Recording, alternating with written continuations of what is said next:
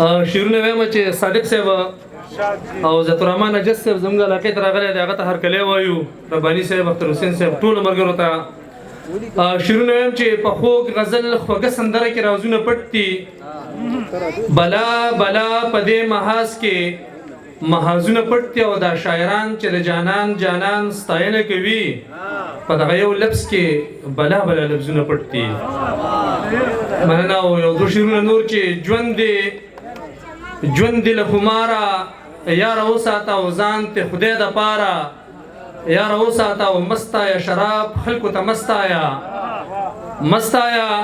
شراب خلکو ته مستایه شیر لدې معیاره یاره وساته.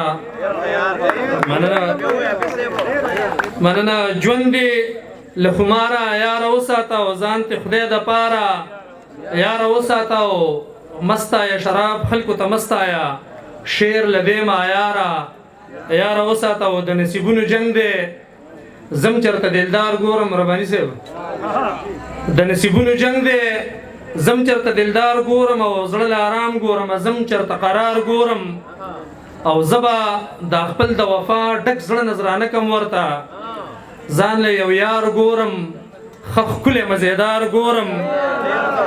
مننه.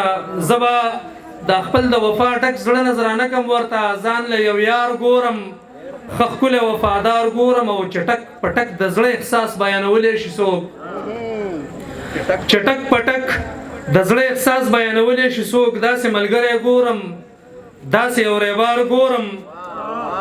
او مننه. او ما ته چا ویل چې داسې تلې اوس به بیا راشي ځکه د توت سوري ته ناست یمه دا لار ګورم. ما ته چا ویل چې داسې تلې اوس به بیا راشي او ځکه د توت سوري ته ناست یمه دا لار ګورم. او په ځان که سوچ کې انسان خاوري ری په ځان که سوچ کې انسان خاوري ری او د ناس قابل نه جهان خاوري ری. تا نه یادوم دا بل جهان یادوم ته خفه نه شې.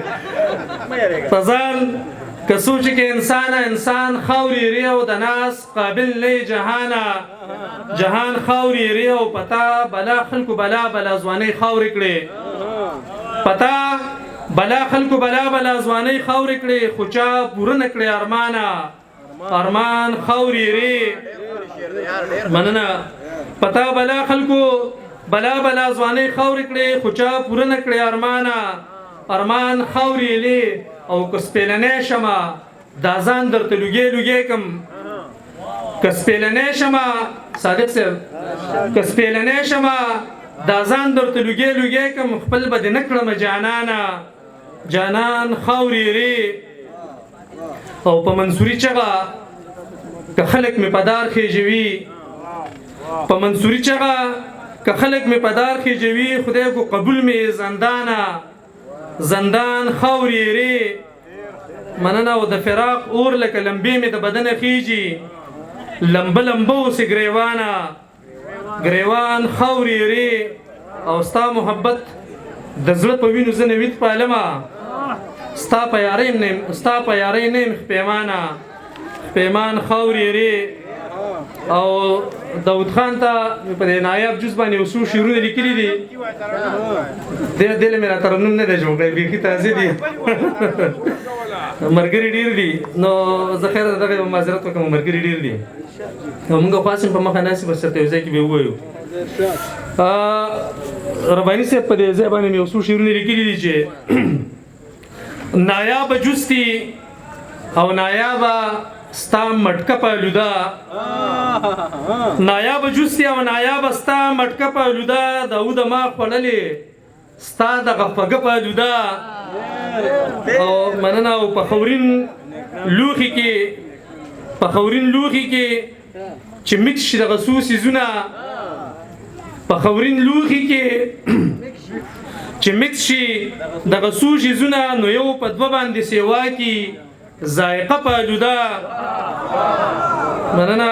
په خورین لوخي کې چې مکس شي د غسوسي زونه نو یو په دوه باندې سیوا کې ذائقه پالودا. او چې ماښامې شي د بلپونو رنګینې جوړې شي چې ماښامې شي